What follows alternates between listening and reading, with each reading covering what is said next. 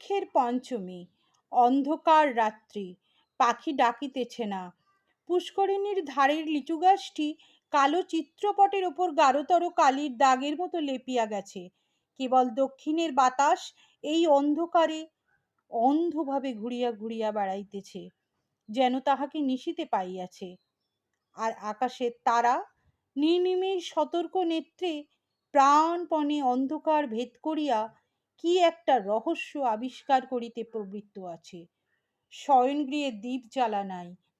হেমন্ত বাতায়নের কাছে খাটের উপর বসিয়া সম্মুখের অন্ধকারের দিকে চাহিয়া আছে।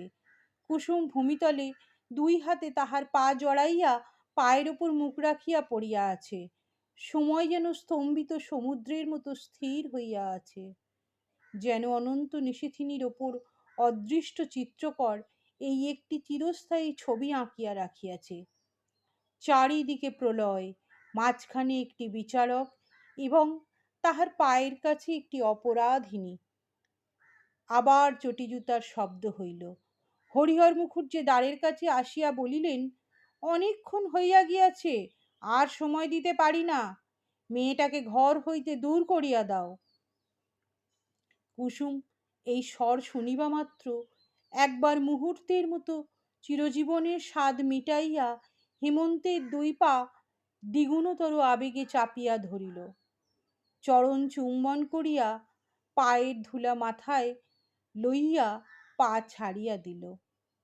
হেমন্ত উঠিয়া গিয়া পিতাকে বলিল, আমি স্ত্রীকে ত্যাগ করিব না।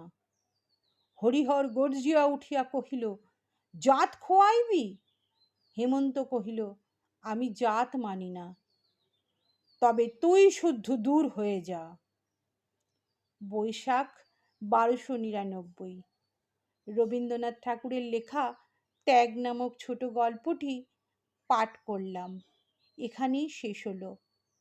আগের কয়েকটি পর্ব মিলিয়া এই গল্পটি সম্পূর্ণ হইল। আপনারা শুনিবেন, আশা করি ভালো লাগবে। ভালো লাগলে একটি মন্তব্যের মাধ্যমে জানালে খুব খুশি হব।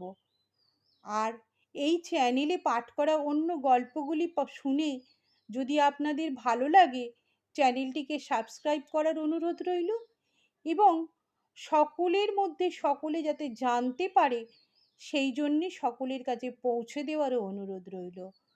ধন্যবাদ সবরীর কথা ও কাহিনী চ্যানেলের তরফ থেকে। নমস্কার সকলকে, ভালো থাকবেন সকলে।